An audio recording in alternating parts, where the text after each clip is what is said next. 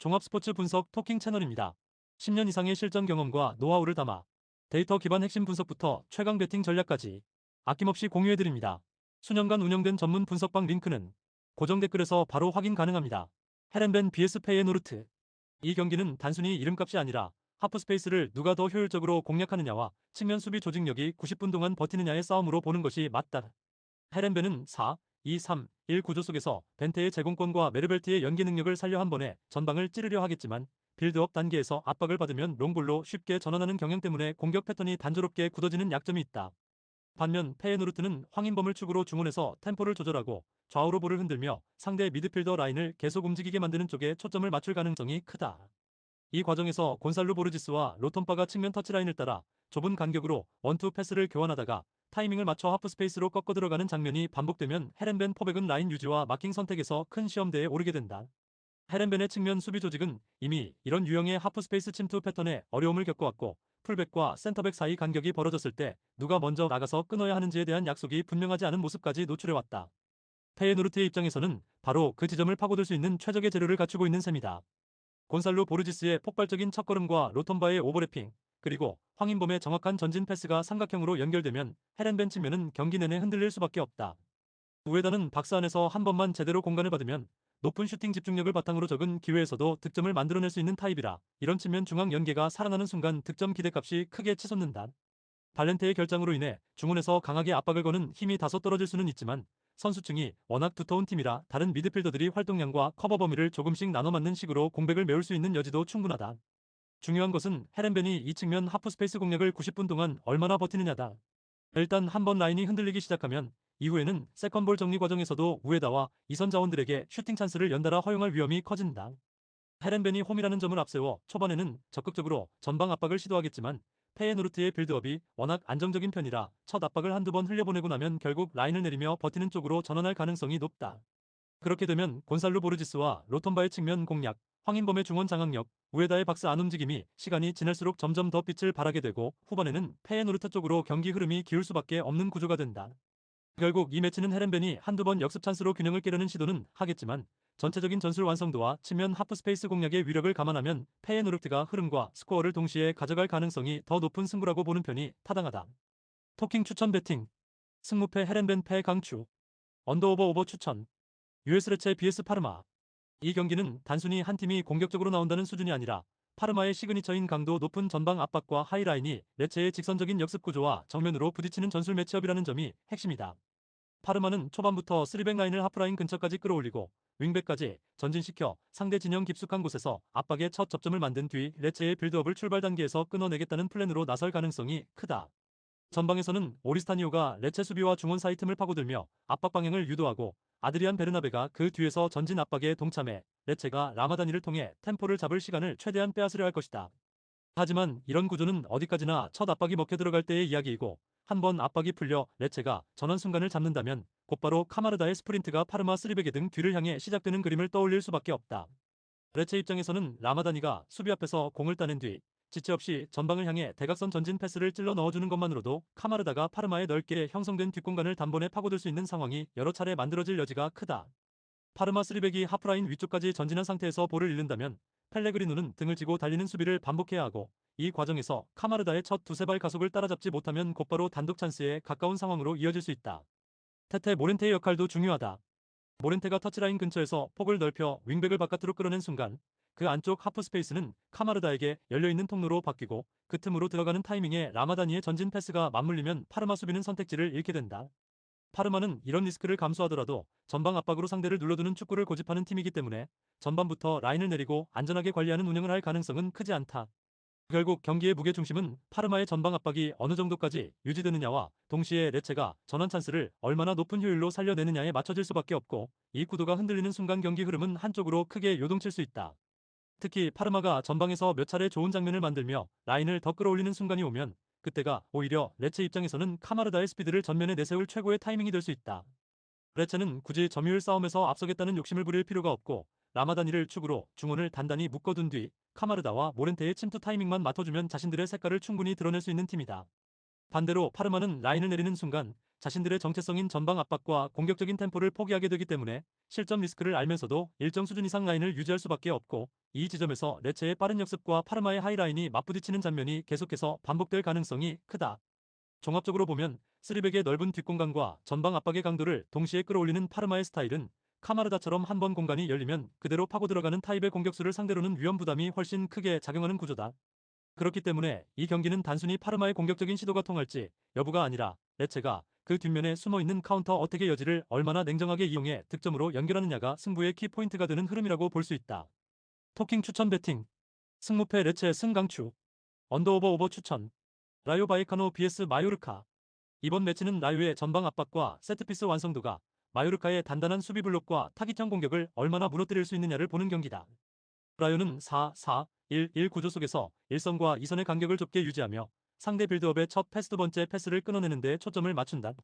우나이 로페즈가 후방에서 전방까지 템포를 조절해주면 호르에데, 프루토스와 이시팔라존이 측면과 하프 스페이스를 오가며 수비 라인을 계속 흔든다. 특히 코너킥에서는 니어, 포스트로 전력 질주에 들어가는 런닝 점프 헤더 패턴이 이미 팀 색깔처럼 굳어져 있어 오늘 경기에서도 코너킥가 나올 때마다 실질적인 득점 위협이 반복될 가능성이 크다. 라요 입장에서는 세트피스 한두 번만 제대로 연결돼도 흐름을 완전히 가져올 수 있기 때문에 초반부터 코너를 많이 만드는 방향으로 공격 템포를 가져갈 여지가 크다. 마요르카는 라인을 내리고 블록을 촘촘히 유지한 뒤 무리치 쪽으로 공을 올려주는 단순하지만 분명한 플랜을 가져올 것이다. 다만 섬 지역에서 본토로 이동해야 하는 특성상 장거리 비행과 이동으로 인한 피로가 선수단 전체에 누적돼 있을 가능성이 높고 이런 피로가 체력 저하와 집중력 저하로 이어질 수 있다.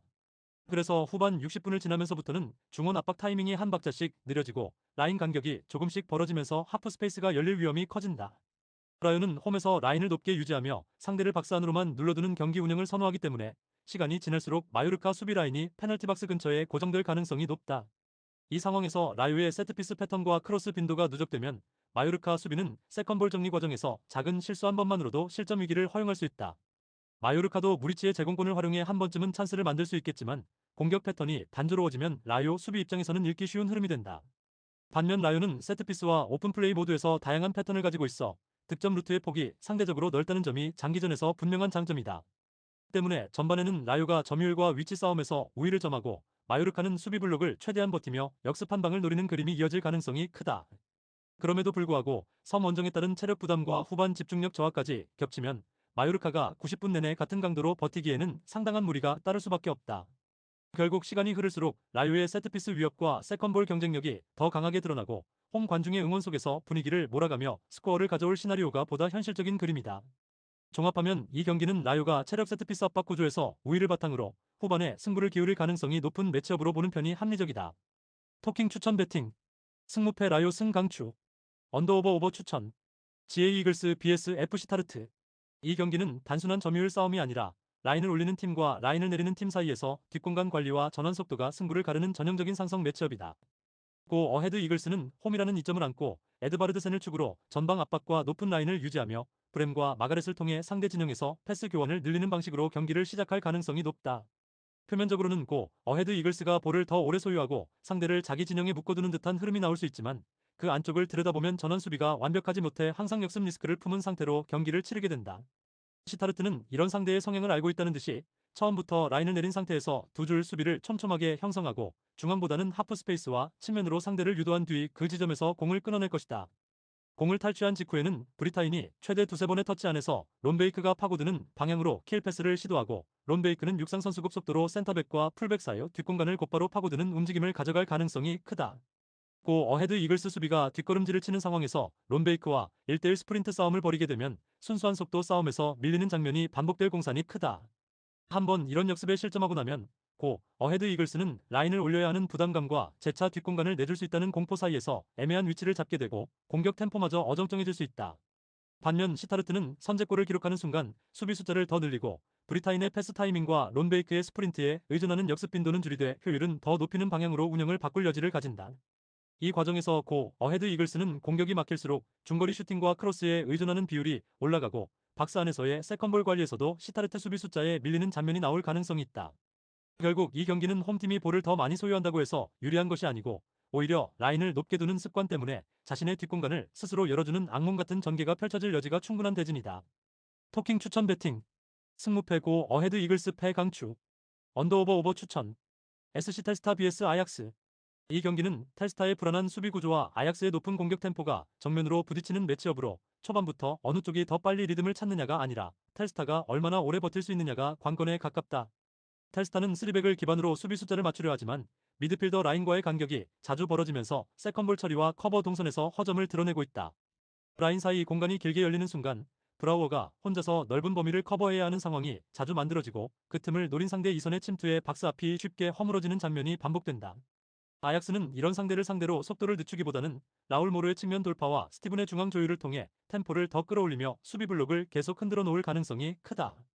베오르스트가 전방에서 버텨주고 그 주변으로 이선이 한 번에 쏟아져 들어가는 장면이 나오는 순간 텔스타 수비는 공과 사람을 모두 따라가지 못하고 박스 안에서 숫자 열세에 내몰릴 수 있다. 특히 코너킥과 프리킥 같은 세트피스 상황에서는 아약스가 팝포스트 침투와 세컨볼 대기를 미리 설계해두는 팀이라 텔스타의 제공권 열세가 그대로 실점 위협으로 직결될 여지가 크다. 텔스타 입장에서는 라인을 너무 내리고 버티자니 세트피스와 연속 슈팅을 허용할 위험이 커지고 라인을 올려보자니 뒷공간이 열려 역습과 침투에 당할 수 있는 딜레마에 빠질 수밖에 없다. 그래서 시간이 지날수록 텔스타는 수비에 더 많은 인원을 두고 버티려 할 가능성이 높지만 아약스의 공격 템포와 세트피스 완성도를 감당하기에는 체력과 조직력 모두 부담이 누적될 수밖에 없다. 종합하면 경기 전체 흐름은 아약스가 점유율과 슈팅 숫자에서 앞서가면서 텔스타 수비 라인의 균열을 반복적으로 파고드는 그림에 가까울 가능성이 크다. 토킹 추천 배팅 승무패 텔스타 패 강추 언더오버 오버 추천 피오렌티나 vs AC 밀란 이 경기는 순위표만 봐도 느껴지듯 객관적인 레벨 차이가 분명하게 드러나는 매치업이다. 피오렌티나는 강등권 19위까지 내려앉은 상황에서 실점 수치와 내용 모두 수비 조직이 얼마나 불안한지를 그대로 증명하고 있다. 포백이 아닌 3백을 쓰고 있음에도 윙백 복귀 타이밍과 삼성 커버가 엇갈리면서 측면과 중앙 사이 하프 스페이스가 동시에 열리는 장면이 자주 노출되고 있다.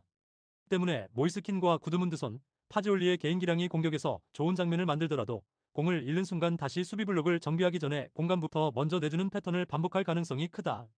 반면에 AC밀란은 중원을 두텁게 세운 3-5, 이 구조 속에서 모드리치가 템포를 쥐고 레앙과 로프터스 치크를 전방으로 보내는 명확한 공격 루트를 가지고 있다. 레앙이 왼쪽에서 1대1 돌파를 시도하고 로프터스 치크가 그 주변에서 세컨 러닝을 가져가면 피오렌티나 3백의 좌우 간격은 자연스럽게 벌어질 수밖에 없다. 이때 모드리치는 중앙에서 공을 받아 다시 한번 방향을 바꾸거나 반대편으로 롱패스를 전환하며 피오렌티나 수비 블록을 좌우로 흔들 수 있다. 피오렌티나가 라인을 내리고 버티려 해도 박스 근처 파울 관리가 느슨한 특성상 AC밀란 입장에서는 박스 앞 프리킥과 코너킥만으로도 충분히 위협적인 장면을 여러 번 만들 수 있다. 모드리치와 풀리식은 프리킥과 코너킥에서 킥의 궤적과 낙하 지점을 정확히 조절할 수 있는 키커들이라 한 번 제대로 맞는 순간 경기 흐름을 단번에 가져올 수 있는 무기를 보유하고 있다. 그렇지만 AC밀란은 무리하게 라인을 올려 다득점 경기를 강요하기보다는 선제골 이후에는 중원을 장악하고 템포를 낮추며 경기 흐름을 관리하는 쪽을 택할 가능성이 높다. 그래서 피오렌티나가 홈이라는 이점을 앞세워 라인을 올려 보정하려 들면 오히려 뒷공간에서 레앙과 로프터스 치크에게 추가 찬스를 허용할 위험이 커진다. 반면에 뒤로 물러서 버티기만 하면 세트피스와 2차 볼 처리에서의 불안이 그대로 노출되면서 또 다른 실점 빌미를 제공할 수 있다. 교체 싸움에서도 AC밀란은 중원과 측면에 신선한 에너지를 투입해 라인 간격을 유지할 수 있는 반면 피오렌티나는 교체 카드로 경기 양상을 크게 바꿀 수 있는 옵션이 부족한 편이다. 종합하면 이 경기는 피오렌티나가 강등권 분위기와 조직력 문제를 짧은 시간 안에 뒤집기엔 부담이 크고 AC밀란이 전술적인 격차와 세트피스 정밀도를 바탕으로 차분하게 승점을 챙길 가능성이 더 높아 보이는 흐름이다. 토킹 추천 배팅 승무패 피오렌티나 패 강추 언더오버 언더 추천 엠글라트바흐 vs 아우크스부르 이 경기는 단순히 어느 팀이 공을 오래 소유하느냐의 문제가 아니라 3백 전환 이후 안정감을 찾은 글라트바흐의 선수비 후역습 구조와 압박 타이밍이 흔들릴 경우 뒷공간이 쉽게 열리는 아우크스부르크의 리스크가 어떻게 맞부딪히느냐가 핵심이다. 글라트바흐는 시즌 초반 포백 기반 전술에서 수비 간격과 전환 수비의 문제를 드러냈지만 최근 3-4-3으로 전환한 뒤에는 블록을 낮게 설정하고 라인 간거리를 촘촘하게 유지하면서 실점 위험을 눈에 띄게 줄이고 있다. 수비에서 공을 따낸 직후 엥게라르트가 한번 공을 잡아주는 시점이 중요한데 이때 좌우로 볼을 흔들면서도 전방을 향한 킬 패스 타이밍을 섞어주기 때문에 상대 입장에서 어디를 먼저 막아야 할지 애매해지는 장면이 자주 나온다. 노이하우스는 이 상황에서 하프 스페이스를 파고드는 움직임과 박스 안 침투를 동시에 가져가며 타바코비치 주변에서 세컨볼과 세컨 찬스를 모두 노리는 역할로 상대 수비를 괴롭힐 수 있다. 아우크스부르크는 볼프와 클로드 모리스를 통해 측면에서 주도권을 잡으려 하겠지만 공격에 힘을 실을수록 윙백 뒷공간과 센터백 옆 공간이 동시에 노출되는 딜레마에 직면하게 된다. 야키치가 수비형 위치에서 커버를 시도하더라도 전방 압박이 한번 깨지면 중원과 수비 라인 사이 공간이 길게 벌어지고 이 구간에서 엥게라르트의 전진 패스 한 방이 그대로 위협 장면으로 이어질 가능성이 크다. 특히 글라트바흐가 홈에서 경기할 때는 굳이 라인을 무리하게 끌어올리지 않고 블록을 낮추되 탈압박 한 번에 상대 전진 라인을 역으로 이용하는 선수비 후역습 패턴을 반복해 경기 흐름을 가져오는 경향이 강하다. 아우크스부르크가 뒤에서부터 침착하게 빌드업을 풀어나가기보다는 어느 순간부터 라인을 올리고 압박 강도를 높이는 선택을 할 가능성이 큰데, 이 타이밍이 바로 글라트바흐 역습의 먹잇감이 될 수 있다. 타바코비치가 전방에서 등지는 플레이로 시간을 벌어주면 이선과 측면에서 뛰어드는 자원들이 자연스럽게 추가 합류의 수적 우위를 만들 수 있고, 이때 엥게라르트의 킬 패스가 한 번만 정확히 들어가도 박스 안에서는 마무리 상황이 만들어질 여지가 크다. 세트피스 상황에서도 글라트바흐는 타바코비치를 중심으로 제공권 우위를 살려 직접 득점은 물론 세컨볼 상황에서 다시 한번 슈팅 찬스를 만드는 패턴을 늘리며 상대 수비 집중력을 끝까지 시험할 수 있다. 반면 아우크스부르크 입장에서는 전방 압박이 먹히지 않는 순간부터 라인 유지와 간격 관리가 동시에 흔들릴 가능성이 크고, 결국 후반으로 갈수록 역습 한두 방에 휘둘리는 시간이 길어질 수밖에 없다. 그래서 이 경기는 글라트바흐가 시종일관 몰아붙이는 양상이라기보다는 단단한 블록을 바탕으로 상대 압박을 이용해 효율적으로 찬스를 뽑아내는 그림 쪽에 더 가깝게 그려진다. 전술적인 상성과 최근 전환 속도, 그리고 세컨볼 경쟁력까지 감안하면 스코어 흐름은 시간이 지날수록 글라트바흐 쪽으로 조금씩 기울어갈 가능성이 높은 매치업이다. 결국 아우크스부르크의 압박 타이밍이 흔들리는 구간이 한 번만 길어져도 글라트바흐의 선수비 후역습 패턴은 상대에게 악몽 같은 경기 내용을 선사할 수 있는 구조다. 토킹 추천 배팅. 승무패 글라트바흐 승강추. 언더오버 언더 추천. 레반테 vs 에스파뇰. 이 경기는 단순한 순위 싸움이 아니라 강등권 수비 조직과 완성된 전방 압박 시스템이 정면으로 부딪히는 구조다. 레반테는 5-4-1로 수적으로는 라인을 채우지만 박스 안에서의 실수와 세컨볼 정리 미흡으로 인해 29실점이라는 숫자가 말해주듯 실점 패턴이 고쳐지지 않고 있다. 라인을 내리고 버티는 선택을 해도 한 번 측면에서 크로스를 허용하거나 세트피스를 내주는 순간 이후 장면을 정리하지 못해 추가적인 위기를 자초하는 경우가 많다. 반면 에스파뇰은 전방 압박 높은 지역 탈환바로 박스 공략이라는 공격 루트가 팀 전술의 중심에 자리 잡아 있어 강등권 팀을 상대로는 압박 강도를 더 끌어올릴 여지가 충분하다.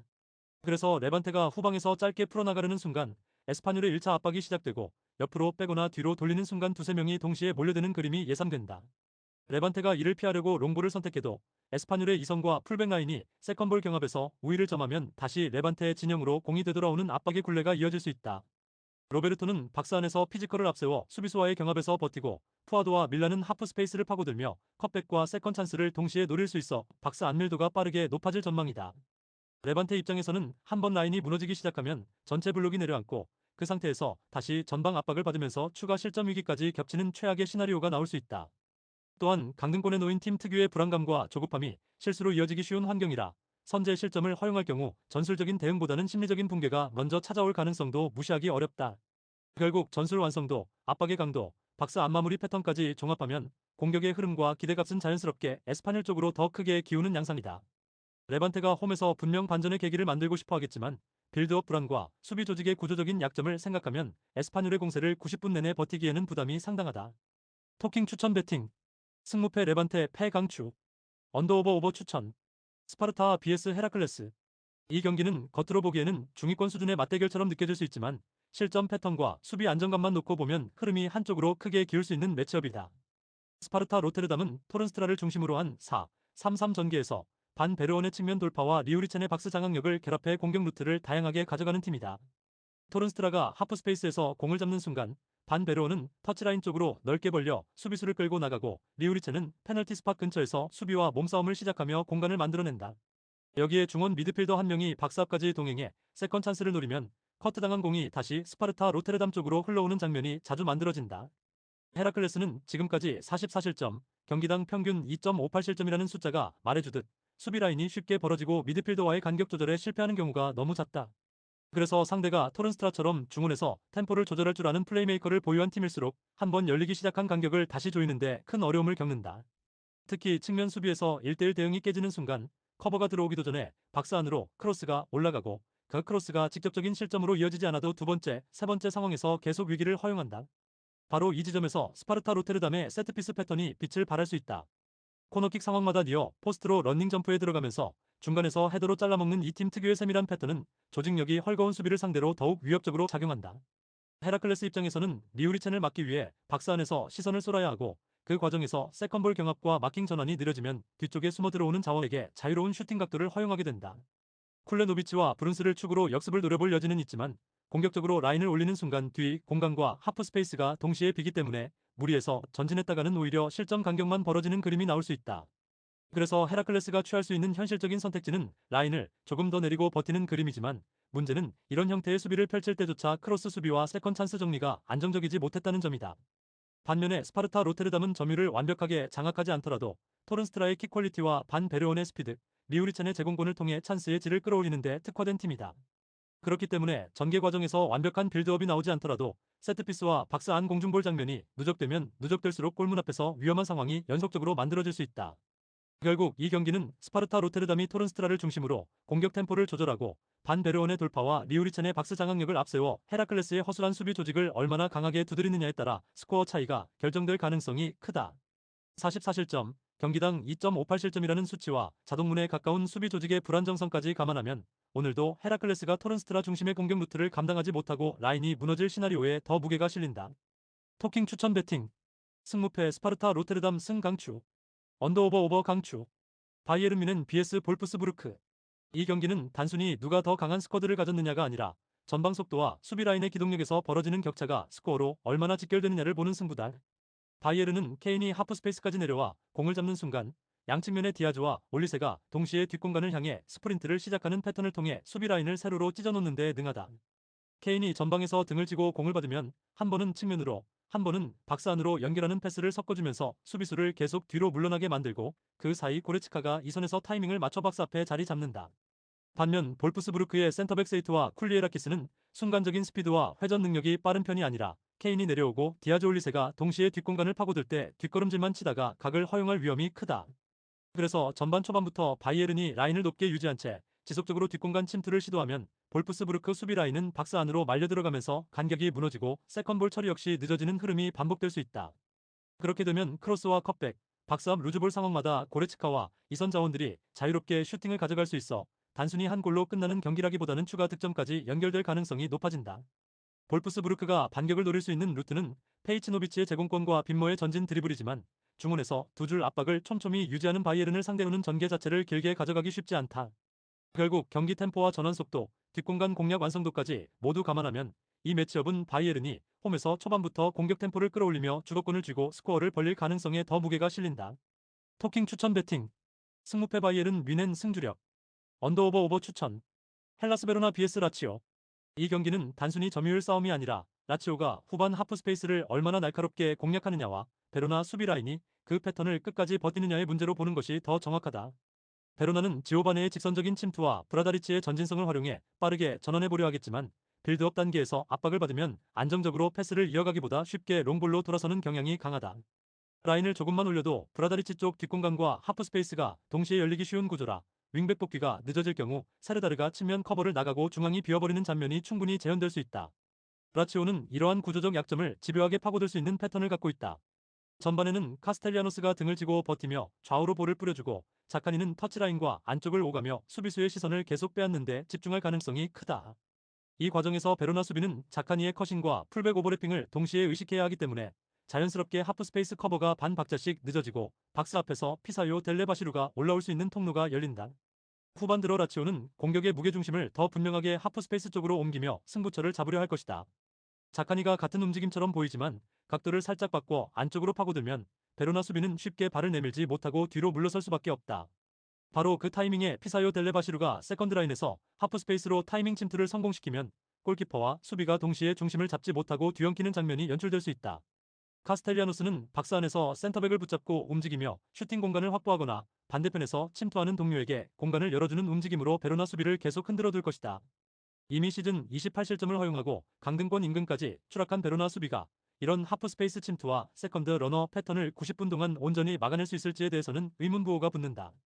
베로나가 홈이라는 이점을 앞세워 초반에는 세트피스와 강한 압박으로 라치오를 한 번쯤 흔들 수는 있겠지만, 시간이 갈수록 수비에 쏠린 에너지가 체력 저하와 간격 붕괴로 되돌아올 가능성이 크다. 반면 라치오는 후반으로 갈수록 템포를 조절하면서도 필요한 순간에만 속도를 끌어올려 베로나 수비 라인이 정비되기 전에 하프 스페이스를 찌르는 운영을 선호한다. 결국 경기 전체 흐름을 길게 놓고 보면 변수를 고려하더라도 후반 승부처에서 라치오의 패턴 플레이와 하프 스페이스 공략이 더 힘을 발휘하며 스코어보드까지 가져갈 그림이 자연스럽게 그려지는 매치업이다. 토킹 추천 배팅. 승무패 베로나 패 강추. 언더오버 오버 추천. 인테르 vs 나폴리. 이 경기는 양팀의 이름값보다 3백 기반으로 구조적으로 정리된 인터밀란의 공격 패턴이 나폴리 포백 구조의 틈을 어떻게 겨냥하느냐가 핵심 포인트다. 인터밀란은 전반부터 무리하게 라인을 올리기보다는 미드필더 라인에서 압박의 강약을 조절하면서 상대 빌드업을 특정 구역으로 몰아넣는 식으로 경기를 풀 가능성이 크다. 나폴리가 포백 앞에서 루카 쪽으로 전진 패스를 시도하는 순간 바렐라가 그 라인을 압박해 볼을 따내거나 세컨볼 상황을 선점한다면 곧바로 라우타로와 튀랑을 향한 전환 패스가 이어질 수 있다. 튀랑이 왼쪽에서 드리블 이후 낮은 크로스를 선택하는 장면이 반복되면 수비형 미드필더와 센터백 사이 거리는 자연스럽게 벌어지고 나폴리 포백은 박스 안에서 누구를 먼저 마킹해야 할지 갈피를 잡기 어려워진다. 그 순간 바렐라가 하프 스페이스를 미리 점유해 박스 안으로 파고들면 수비가 반응하기 전에 발밑에서 정확한 슈팅 기회를 만들어낼 수 있는 구도가 완성된다. 나폴리는 데 브라이너와 폴리타노를 통해 측면과 중앙에서 반격을 노리겠지만 인터밀란의 3백과 수비형 미드필더 라인은 박스 앞에서 쉽게 허물어지지 않는 구조라 세컨볼 싸움에서 우위를 점할 가능성이 크다. 그래도 나폴리가 한두 번은 전환 공격과 중거리 슈팅으로 반격할 여지가 있겠지만 전체적인 흐름에서 점유와 위협지수 모두 인터밀란 쪽으로 기울어지는 장면이 더 자주 나올 확률이 높다. 특히 후반 승부처 구간에 들어가면 인터밀란은 측면에서 튀랑을 앞세워 드리블 돌파를 이어가며 중앙에서는 라우타로와 바렐라가 하프 스페이스와 페널티 박스를 번갈아 점유하면서 나폴리 수비 라인을 끝까지 흔들 것이다. 이때 나폴리 포백이 라인을 유지하지 못하고 한두 발씩 뒤로 물러서기 시작하면 박스 앞 공간이 비면서 이선에서의 중거리 슈팅과 세컨볼 마무리 각도가 동시에 열릴 수밖에 없다. 세트피스에서도 인터밀란은 제공권을 갖춘 자원들을 앞세워 코너킥과 프리킥 상황에서 팝포스트와 세컨볼 지점을 동시에 공략할 수 있어 나폴리 입장에서는 세트피스 하나조차 가볍게 넘기기 어렵다. 결국 90분 전체를 놓고 보면 나폴리가 간헐적으로 반격을 시도하더라도 안정적인 수비 블록과 후반 승부처에서의 전환 속도를 갖춘 쪽이 경기를 통제하고 스코어를 가져갈 가능성이 훨씬 크다. 인터밀란은 이미 리그에서 보여준 득점 패턴 그대로 전후반에 걸쳐 꾸준히 찬스를 생산해 나폴리 포백의 집중력을 시험하는 쪽에 가깝다. 반면 나폴리는 수비 간격과 박스 앞 커버에서 흔들리는 순간마다 라우타로 튀랑 바렐라 삼각구도에 의해 라인을 찢어먹히는 장면을 감수해야 하는 입장이다. 이런 흐름까지 감안하면 이 경기는 나폴리가 얼마나 버티느냐의 문제가 아니라 인터밀란이 어느 타이밍에 골문을 여느냐가 관건이 될 가능성이 크다. 토킹 추천 배팅. 승무패 인터밀란 승 강추. 언더오버 오버 추천. 구독, 좋아요, 알림 설정. 토킹 가족방에서 더 많은 혜택을 만나보세요. 가족방은 고정 댓글의 링크를 통해 문의하세요. 감사합니다.